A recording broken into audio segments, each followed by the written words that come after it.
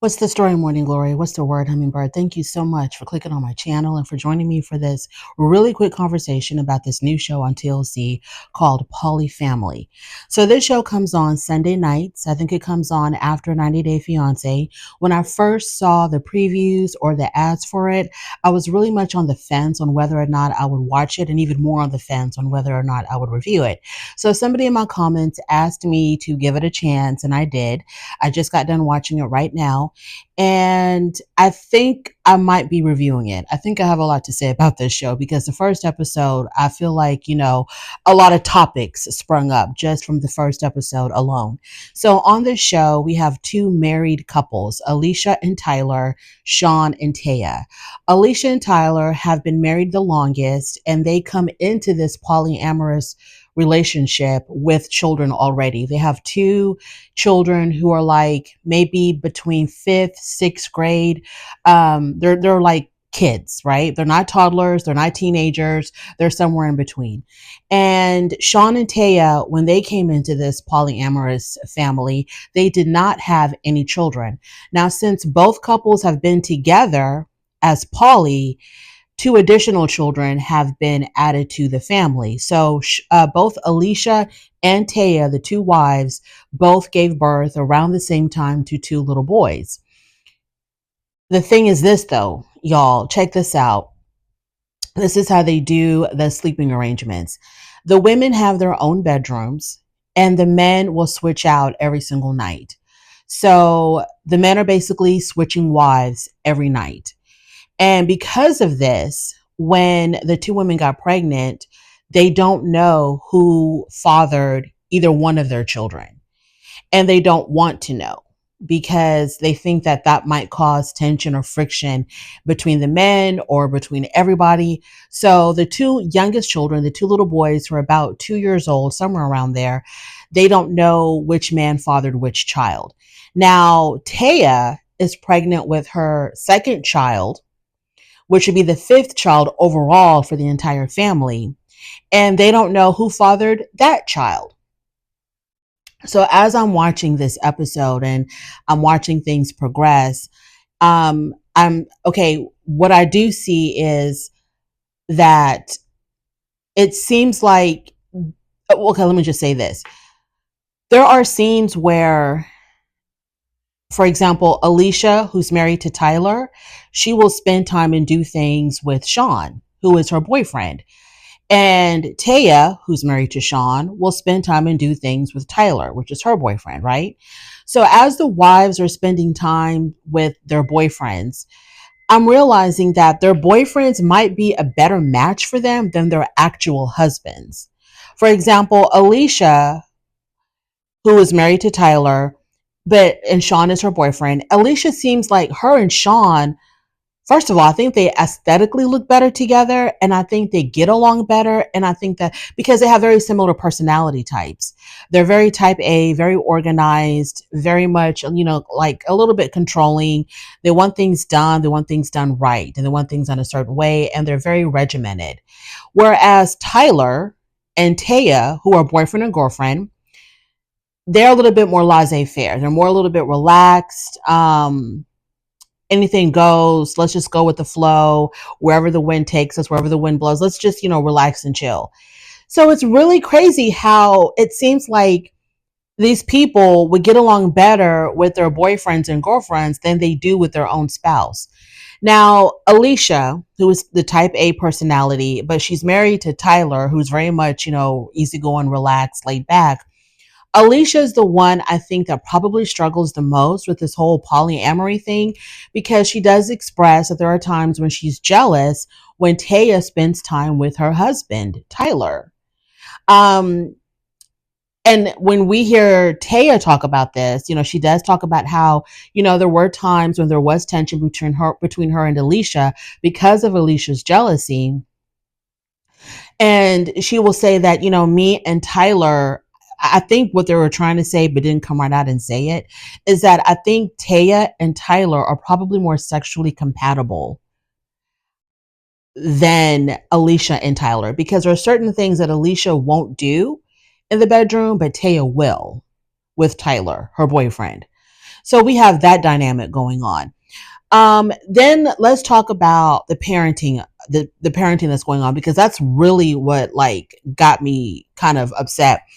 So Alicia and Tyler came into this polyamory dynamic already with their two kids, but all the adults parent the children. So Sean and Taya will parent and discipline Alicia and Tyler's kids just as much as Alicia and Tyler themselves. So there's a scene where Alicia and Tyler's daughter, she has been grounded for lying. And so there's a scene where we have the two dads and the daughter sitting at the dinner table. This is in the afternoon. Tyler, who is Alicia's biological father, he comes home from work. He sits down at the table with his daughter and with Sean. And Tyler is asking his daughter, "How was your day at school?" Like starting a conversation with her about her day.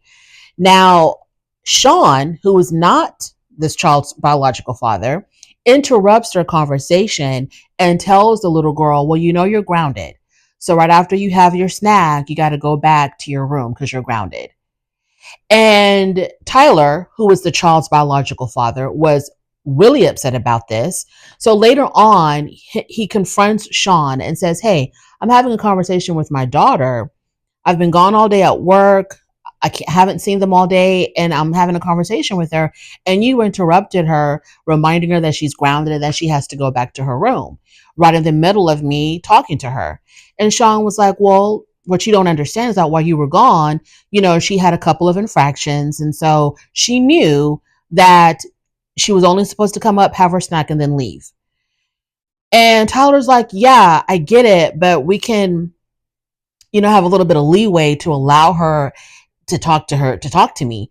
And Sean was like, "No, that's not how it's done, because she needs to understand that there's consequences to her actions."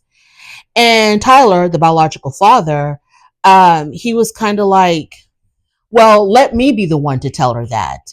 Let me have my time with her, and then I will tell her, hey, right after we talk, you're going to have to go back to your room because you're still grounded."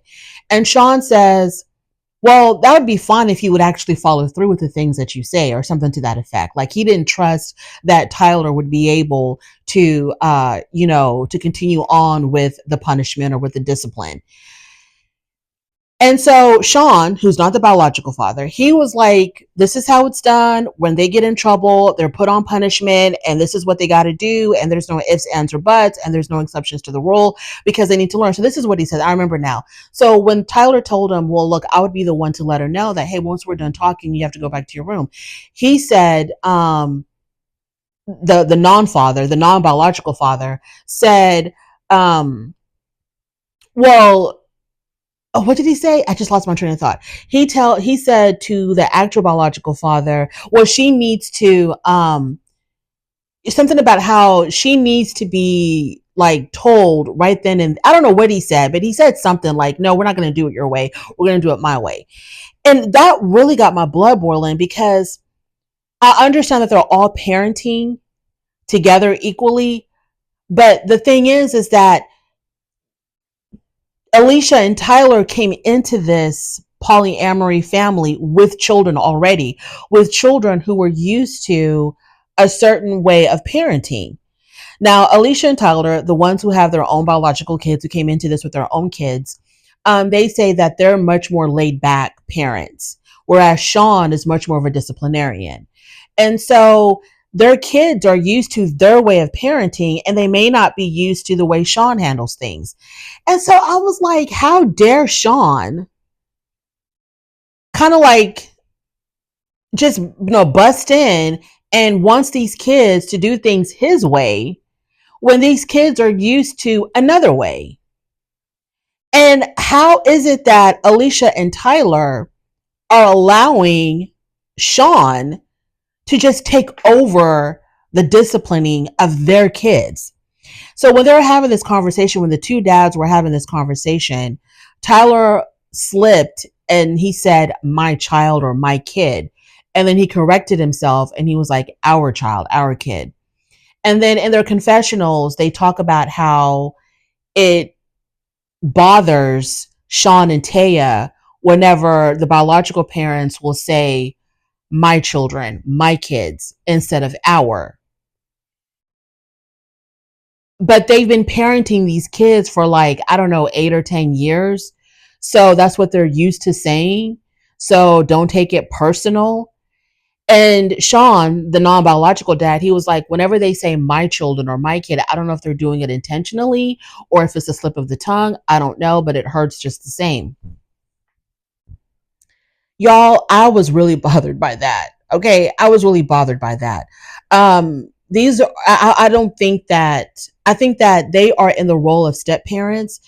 And the funny thing is like in a step parent situation, for the majority of the time, for example, if you have a mom and her kids, and then, there's a stepdad in the picture, for the majority of the time, the kids are with the stepdad. And the biological father is, not there every single day. I'm just talking like hypothetically speaking. I know every situation is different. There are some bio parents who are there every single day, but I think in the majority of the situations when there's a step parent involved, the biological father is either not there at all, or the biological parent will only be around like during visitation. So, but in this situation, you have the step parents and the bio parents there 24/7, every second of the day, and their parenting styles are different. And so the kids are kind of like stuck in the middle. These older kids are used to things being done one way. And now you have these other parents who are stepping in and they want to kind of do things a little bit different than what they're used to. And I think that there just should have been a conversation. Maybe there was, I don't know. This is only episode 1. I think there should have been a conversation in the very beginning of this dynamic that, hey, we're coming into this with our own children and our own children are used to doing things, a certain way. So we're going to be the primary parents, the primary disciplinarians. And for whatever reason, if we're not around, then y'all can step in as co parents. But we're going to be the ones, we're going to discipline our way, and y'all are going to follow our lead. Because it really looked like from that scene that Sean, the non bio dad, was kind of like taking over. And I don't know if he's home the majority of the day, and that's why he feels like he has the right to discipline a certain way, even if it's different from what the kids are used to. I don't know. I don't know what his job situation is, but I just kind of felt some kind of way. And I was really angry at Tyler, the biological father of this little girl. I was really angry at him for not telling Sean, you need to shut the hell up and let me parent my child the way. If I want to sit up here and talk to her for 6 hours, that's what we're going to do. If I want to take her to Disneyland right now and spoil her with a bunch of toys and junk food, that's what we're going to do. I don't give a damn about her being grounded. That's what he should have done. But instead, he clammed up, didn't say anything. He did have a conversation with Sean afterward, and Sean didn't want to hear it. Sean was like, you know what? You don't know what's going on around here. No, we're not. It was like, no, no, we're not going to do it your way. And shut it down. Later on, Tyler, the biological father, has a conversation with his wife, Alicia, the biological mother of the little girl. And he was like, you know what? Me and Sean, we kind of had a confrontation about our daughter and, her being grounded. And he wouldn't let me have a conversation with her. He wanted her to go straight to her room after she had her little snack. And his wife was like, yeah, I really hate tension and confrontation. When it comes to your kids, you better love it because it seems like there should be more of that. Because how are you going to let people who don't know your children as well as you do just kind of step in and take over? That was really bizarre, and I didn't like that at all. Another dynamic is oh, I forgot, y'all. I'm so flustered about that one scene. Another dynamic is the fact that how they don't want to know which dad fathered which child when it comes to the youngest children, the two little boys, the two-year-old boys. Neither like they just don't want to know. It's like we don't want to know. And so there's a possibility that each one of them could have fathered a child, and then there's a possibility that one man fathered both. And so the question came up, did the women try to like figure out like who were no, not the women with the two little boys, but with Taya's current pregnancy, because Taya's the one that's currently pregnant and she doesn't know which man fathered her child. So the producers asked her, did you try to, no, she brought it up herself.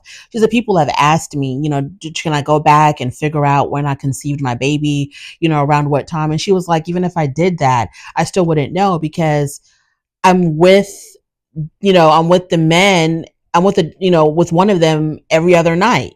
So I would not have known. It wouldn't help because it was all within around the same time frame. The proximity of when I conceived was around the time that I was with both of them. So I wouldn't have known. And they don't want to know unless the children themselves want to know, or if there's a health issue and it has to be found out, or if the kids are curious about their ancestry, then I guess that's when they said that's when we'll take that journey with them.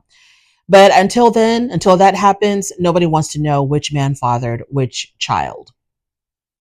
When it comes to the families, to the extended families, Taya is the only one whose family, like not her whole family, but her mom supports this dynamic. Her mom is cool with it. Everybody else, their family and friends, don't know. They don't understand it. They don't like it. They don't want it. What else do I have to mention? Like I said, this isn't like a step-by-step review, just my overall thoughts on episode 1.